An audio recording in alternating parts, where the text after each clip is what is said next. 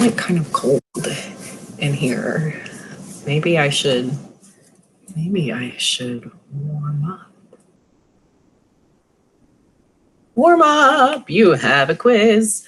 I'm going to tell you right now, like I have the past few warm-up videos, you need to try this by yourself before you watch this video. So you need to find this document, you need to answer the questions yourself. This video should be how you check yourself, or if you struggle with something, how you find out the answer to that. If you have not tried this by yourself, before you watch this video, you're going to find that the quiz is like way harder to do, shockingly. So, you know, just try it by yourself. That's all you have to do first. Okay, so hopefully you paused the video and you went to try it by yourself.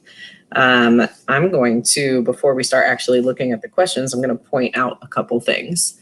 That there's 4 scientist dudes that we're worrying about on a historical basis here: Dalton, Thomson, Rutherford, and Bohr. And each one of those, we have some keywords. Couldn't think of quarantine brain. We have keywords for each of those that we can look for. If we know most of those keywords, then that will get us most of the way through questions like this. Like, you should know that electron questions are about Thomson, or cathode, anything that uses the word cathode or cathode ray, that's a Thomson question. Anything about gold foil or the nucleus is Rutherford.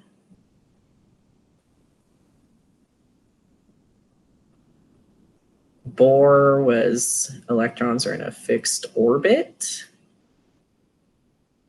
And the electrons are in energy levels. We can also talk about, we have a couple model names to know. Thomson had the plum pudding model.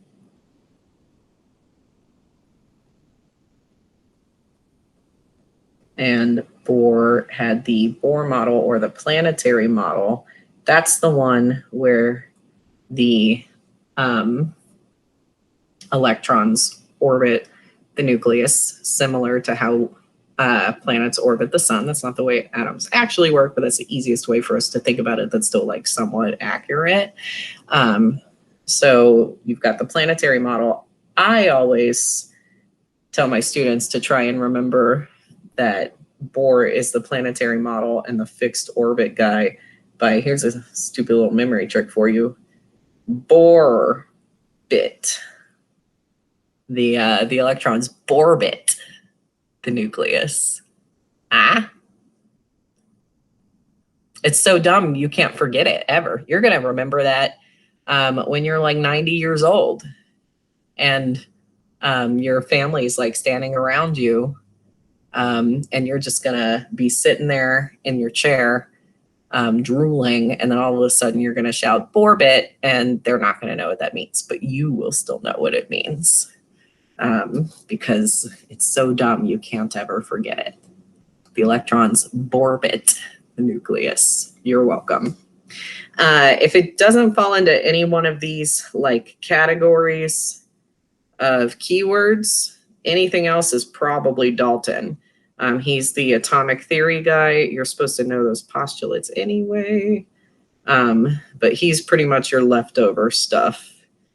So if you know the parts of atomic theory, or if there's anything that you don't think falls into one of these others, it's probably Dalton, whatever's left over. So let's take a look at these actual problems. Number 1, who bombarded gold foil with alpha particles? Oh, look, there's one of our keywords. Gold foil goes with Rutherford. Who said electrons were surrounding a small positively charged center? The positively charged center part, that's code for nucleus. Our nucleus guy again is Rutherford. Who developed the planetary model of the atom? Oh, that's the one where the electrons orbit the nucleus. Huh? It never gets old. After all these years, it never gets old. Who discovered the first subatomic particle? For that one, you do have to know which one was first, right? Subatomic particles are protons, neutrons, and electrons, and you have to know which one was found first. We did talk about this. It was found about 15 years before the next one. The one that was found first was the electron. So who gets credit for discovering the electron? That would be J.J. Thomson. Who discovered the nucleus? Nucleus, again, one of our keywords. That's our pal Rutherford. He was a good dude. Who devised the plum pudding model? That's another one of our keywords. That's Thomson. You just got to know these keywords. The first to suggest electrons had a fixed energy. Oh, look, more keywords. Fixed orbit or fixed energy level. That's our pal Bohr. Who said that all atoms of an element are identical in size, mass, and other properties? Well, none of our main keywords are in there, but that sure does sound like a piece of atomic theory. So that must be our leftover dude, Dalton. Number 9, who determined the mass of an atom was concentrated in the center? What's that part of an atom called where the mass is concentrated in the center? That's the definition of a nucleus. So this is really a nucleus question. Nucleus is one of our keywords for Rutherford. Who showed cathode rays are composed of negative particles. Cathode rays are a keyword. Also negative particles would be like electrons. This is Thomson. Who discovered the atom is made up of mostly empty space? Well, it's mostly empty space, and the rest of it is the nucleus. This is back to our nucleus, dude. Rutherford. Who had the idea of a basic indivisible particle? Oh, are we talking about atomic theory again? And noticing that none of our other keywords are in here? Hello, Mr. Dalton. Would you like to eat some leftovers for dinner? Because he takes all our leftover questions. Who concluded all elements contain electrons? Again, an electron question. That's one of our key words for Thomson. Who concluded the electrons orbit around the nucleus? I think you mean Borbit. And who said atoms are neither created nor destroyed, just rearranged? Again, this is more of that precious atomic theory. So this is back to your boy, Dalton.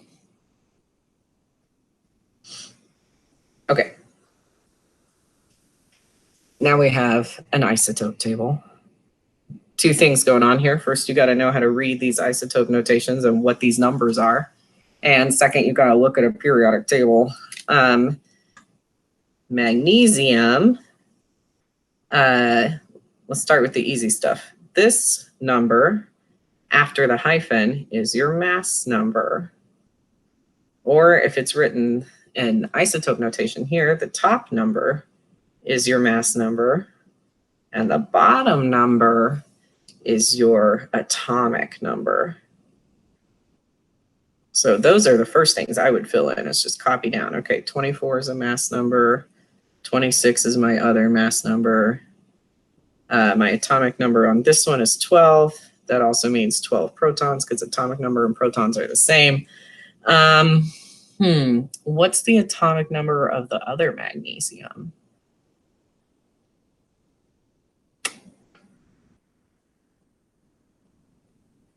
If they're both the same element, then they both have to have the atomic number be the same also. So that means this magnesium is also atomic number 12, also 12 protons. Remember that neutrons are usually added to protons to get the mass number. So if I think about 12 plus something equals 24, or 12 plus something equals 26, that should probably help me figure this out pretty quickly. Just subtract. 24 minus 12 is 12. 26 minus 12 is 14. And then the final one, average atomic mass. You have to check your periodic table for that one. if you're not looking at your periodic table, then you can't find that number anywhere. And my periodic table is way over there naturally. Hang on. I think it's 24.3, but I probably should check before I record this for posterity. Okay. Oh, yeah, that's right. Magnesium's atomic mass, average atomic mass on the periodic table is 24.30. You'll notice that's the only one of these things in the chart that's not an integer, a whole number. And then there's a question, what makes the two magnesium above isotopes of each other? It's really just a question of, do you know what an isotope is? They have the same number of protons, but a different number of neutrons. That's the definition of an isotope. And there's more on the next page. So we scroll down. There you go. Okay. Similar thing here in this chart as what we did with the magnesium. Now we're doing it with the argon. So again, top number or number after a hyphen, those are your mass numbers. Bottom number is your atomic number, which is equal to your number of protons. And AR is argon, so these are the same element, which means they're going to have the same atomic number and the same number of protons. Now, to figure out your number of neutrons, remember that protons plus neutrons equals mass number, which means that like 18 plus something equals 40, 18 plus something equals 36. Again, if you just subtract, then you find those numbers of neutrons. 36 minus 18 is 18, 40 minus 18 is 22. And finally, average atomic mass has to come from your periodic table. So if you check argon on your periodic table, it's, hopefully, I don't know if you can actually read this off the camera quality, but 39.95 is your average atomic mass of argon on the periodic table. Notice you have two different masses here. One of them is an average atomic mass, which is from the periodic table, and the other one is a mass number, which is a whole number, which you can only get by adding protons and neutrons together. So those are two different masses. And finally, we're going to draw some isotopes using this legend or key. So it would probably help if we figure out how many of each thing, protons, neutrons, electrons, we need. And oh, conveniently, we just did that in this chart. So for argon 40, that's going to be 18 protons, 22 neutrons, and again, electrons we're pretending are equal to protons for now.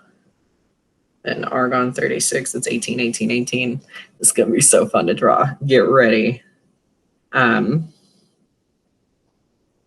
Okay. Again, I would appreciate you attempting at least to draw it where I can read it and count it pretty easily.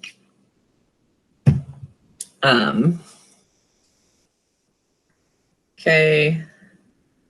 We've got 1, 2, 3, 4, 5, 6, 7, 8, 9, 10, 11, 12, 13, 14, 15, 16, 17, 18.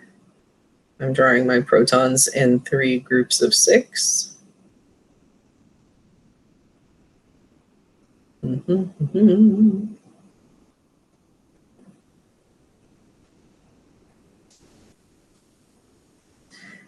I'm going to go ahead and do that on both sides real quick, just because It's easier for me to group it in my head.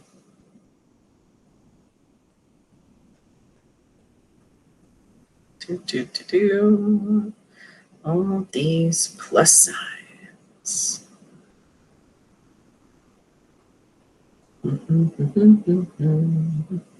Okay, and then on this side, it's also 18 neutrons.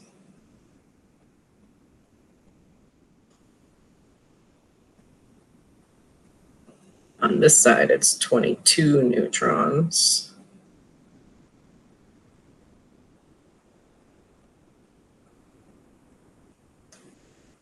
(19, 20, 21, and then an extra 22 out to the side. For your electrons, remember that first ring can only hold 2 electrons. The next ring can only hold 8 electrons. And after those 8 are on there, you got to go to a third ring. Because that's only 10 electrons. We need to get to 18 electrons. So we go out to a third ring.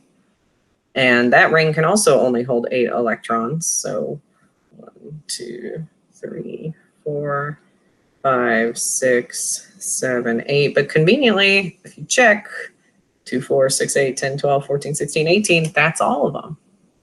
We don't have to go past that. Love it. And then the electrons will be the same on the other argon as well. Not being as vigilant on how nice my circles look anymore. That's okay. We're almost done. Boop, boop, ba-doop, boop.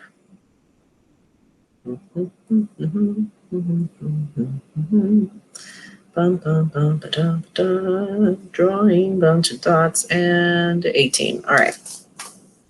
Cool. That's your quiz warm up, because the next thing is a totally different lesson. So enjoy. Good luck on your quiz. Have a good time. It's going to be great. I have faith in you. You can do it.